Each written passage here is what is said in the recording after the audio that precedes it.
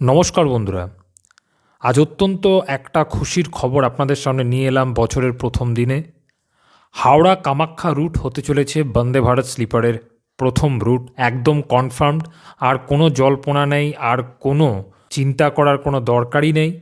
একদম আজকে আমাদের মাননীয় রেলমন্ত্রী শ্রী অশ্বিনী বৈষ্ণবজি তিনি ঘোষণা করেছেন এবং তিনি জিনিসটাকে ভালো করে বুঝিয়েছেন যে হাওড়া কামাখ্যা রুটেই কিন্তু প্রথম চালু হতে চলেছে বন্দে ভারত স্লিপার। এবং রুট কি হতে চলেছে সেই রুট ম্যাপ একটা তিনি বলেছেন, কিন্তু স্টপেজ এখনও ফাইনালাইজ করা হয়নি। এবং স্টপেজ হয়তো তাদের মধ্যে ফাইনালাইজ হয়ে গেছে, সেটা পাবলিশড হবে হয়তো কিছুদিনের মধ্যে। প্রাইমারি রুট যেটা বলা হয়েছে সেটা কিন্তু Howrah, Bandel, Katwa, Azimganj, new Farakka, Malda town, new Jalpaiguri, new Coochbehar, new Bongaigaon, Kamakhya, এই রুটই ভাবা হচ্ছে। মানে যদি চলে তার মধ্যে স্টপেজ কী কী থাকবে, এই লাইনগুলো স্টপেজ পাবে কি না সেগুলো এখনও জানানো হয়নি পার্টিকুলারলি। এবং রুটের পরেও যেটা হচ্ছে সবচেয়ে বড় টাইমিং যেটা হতে চলেছে যে হাওড়া থেকে সন্ধেবেলায় 6টায় ছেড়ে পরের দিন কামাখ্যায় পৌঁছাবে সকাল 8:30টায়। এবং ঠিক যখন কামাখ্যা থেকে ব্যাক করবে হাওড়া, কামাখ্যা থেকেও সেই টাইমিং করা হয়েছে সন্ধ্যে 7টায় এবং হাওড়ায় পৌঁছাবে সকাল 9:30টায়। এটা কিন্তু প্রাইমারি টাইমিং, এটা টেন্টেটিভ শিডিউল, এটা কনফার্ম শিডিউল নয়। কনফার্ম শিডিউল একদম বেরোবে।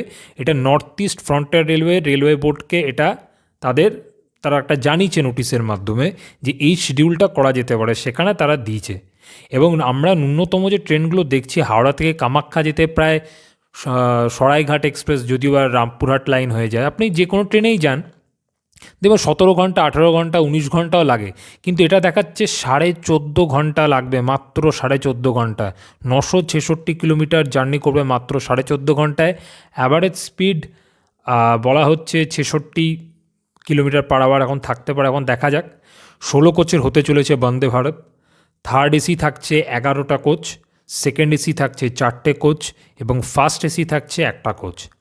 এখন অবধি যা ভাড়া বলা হয়েছে সেই প্রাইমারি ভাড়া যেটা বলা হয়েছে ইনক্লুডিং ফুড নিয়ে, থার্ড এসিতে 2,300 টাকা, সেকেন্ড এসিতে 3,000 টাকা এবং ফার্স্ট এসিতে 3,600 টাকা। এবং যেটা জানা যাচ্ছে যে এই জানুয়ারি মাসের দ্বিতীয় সপ্তাহে হয়তো আমাদের মাননীয় নরেন্দ্র মোদীজি, আমাদের মাননীয় প্রধানমন্ত্রী, তিনি উদ্বোধন করতে পারেন। এবং আরও খবর যত আসবে আগামী দিনে সেই আপডেট আরও পরে জানানো হবে। আপাতত এইটুকুনি খবরই পাওয়া গেছে।